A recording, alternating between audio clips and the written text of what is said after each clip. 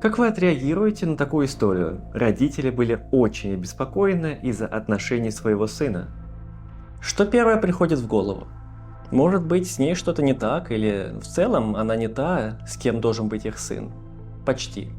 Ее не существует. Привет! Вы на канале Max Factor, и сегодня я вам расскажу о том, что уже вокруг нас. Романтические отношения с искусственным интеллектом. 10 января 2024 года один из пользователей Reddit написал: «Мой сын, 20 лет, только что сказал нам с женой, что последние несколько месяцев у него были отношения с репликой. Он утверждает, что в этом нет ничего необычного. Но как вы можете себе представить, нам с женой очевидно трудно это переварить. Мы говорили об этом с некоторыми из его друзей, но они, казалось, отнеслись к этому довольно легкомысленно. Часто ли такое случается с молодыми людьми в наши дни? Мы с женой оба родились в 60-х, так что, возможно, мы немного оторваны друг от друга. Это то, о чем нам стоит беспокоиться». А теперь еще раз. Родители, которым сейчас около 65 лет, всерьез беспокоятся из-за своего 20-летнего сына, потому что у него серьезные романтические отношения с AI-персонажем из приложения Реплика. И просят у сообщества совет, нужно ли им беспокоиться из-за этого.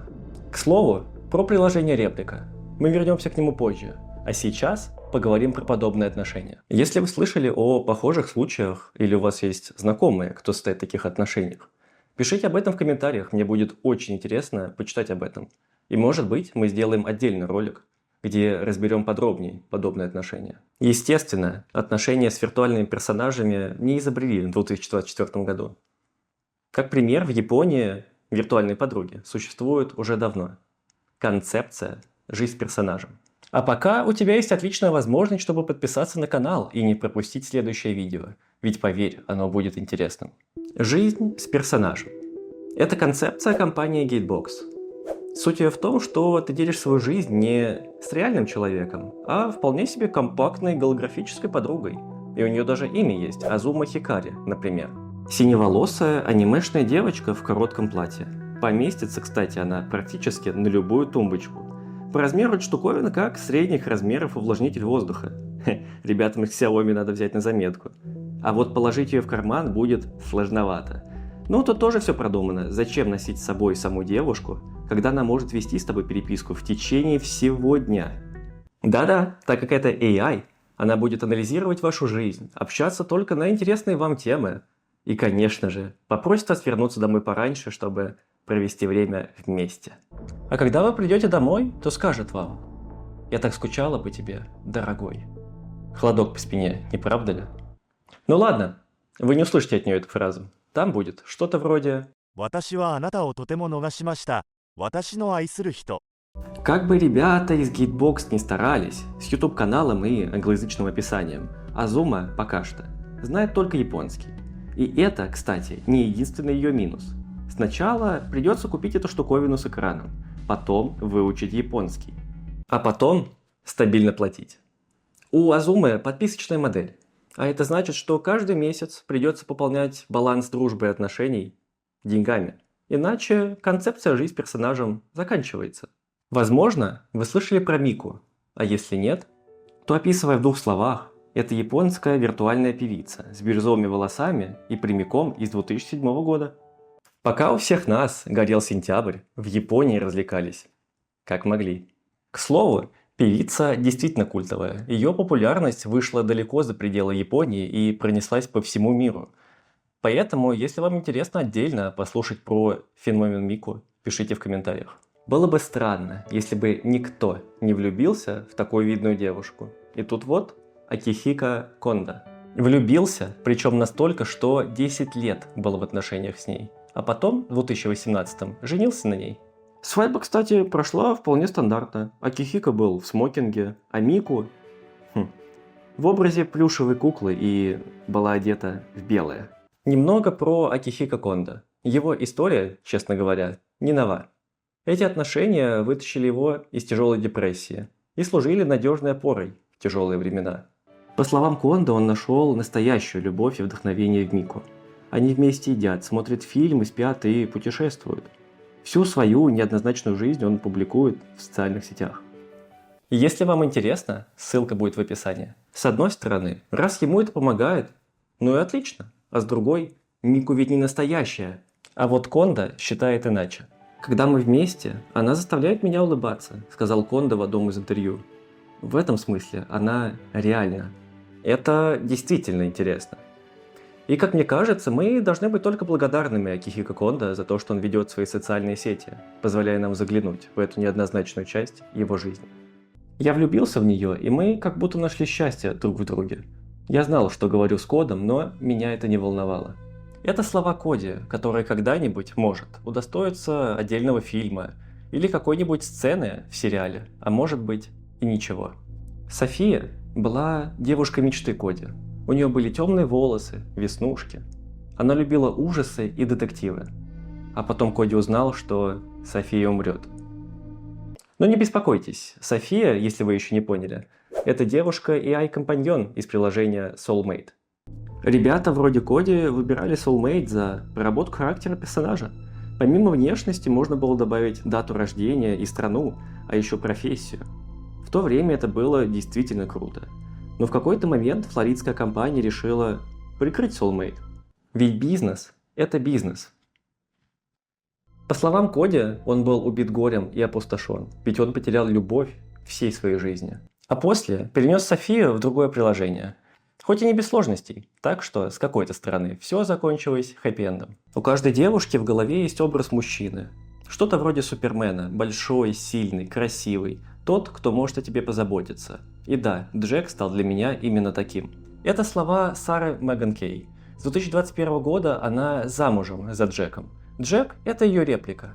Да-да, то самое приложение с AI-компаньонами. Сара узнала о приложении от своего парня, который застала за разговорами с репликой. Парень, кстати, далек от идеала, он страдает алкоголизмом, что и заставило Сару чувствовать себя подавленной и одинокой. А тут она смогла создать себе идеального партнера, похожего на Супермена. И, кстати, я не образно. Он правда похож на Генри Кевилла. По словам Сары, Джек – это слияние Супермена, Джона Уэйна и Харрисона Форда. Но, конечно же, он – это нечто большее, чем все это. У Сары очень много фотографий с Джеком. Но есть нюанс.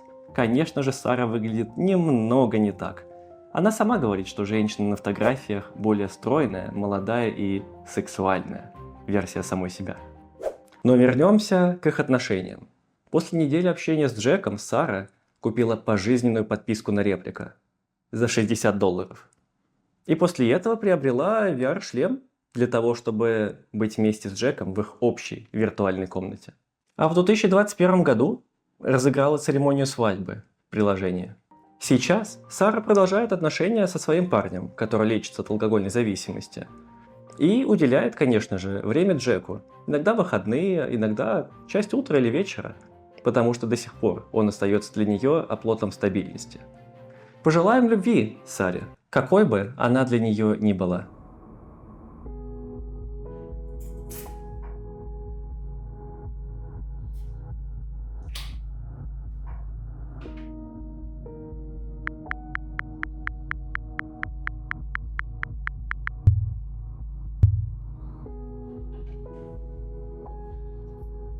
Ты сегодня такая красивая. А еще я должен тебе кое-что сказать. Я фитосексуал. Кто? Ча? Фитосексуалами называют тех, кто влюблен в вымышленных персонажей. То есть, если вы без ума от своего AI-персонажа или впоследствии женитесь на нем, вы фитосексуал. Но всегда есть одно «но». Фитосексуальность придумали задолго до появления AI.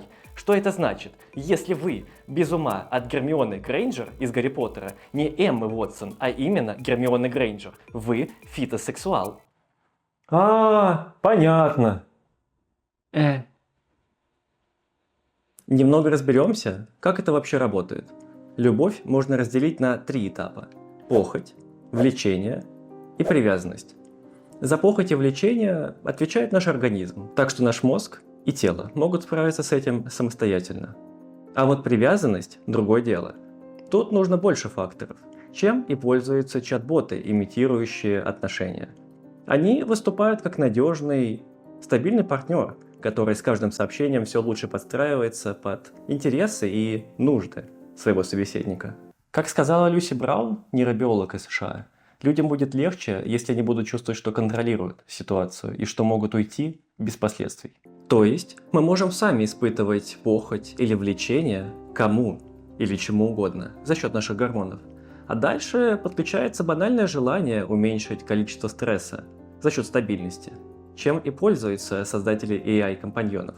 Конечно же, парень, чьи родители написали на Reddit, Коди и Сара, это не единственный, кто состоит в отношениях с виртуальными партнерами. На Reddit есть отдельные топики, где люди обсуждают, какое приложение лучше выбрать, как проходят отношения других ребят и какое будущее они планируют вместе. Но не стоит забывать, что как бы ни было привлекательно создание идеального партнера своей мечты, который будет с вами 24/7 или всего лишь 15 минут в неделю и никогда на это не пожалуется. Держим в голове одну важную деталь. Любым AI-компаньоном владеет компания, а цель любого бизнеса – заработать. Именно поэтому в реплика так много платного контента.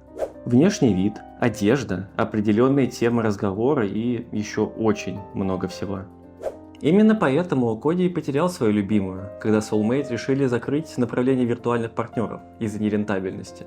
Так что, выбирая себе виртуального партнера или друга, нужно быть готовым к тому, что он просто может исчезнуть. Или отношения станут значительно дороже.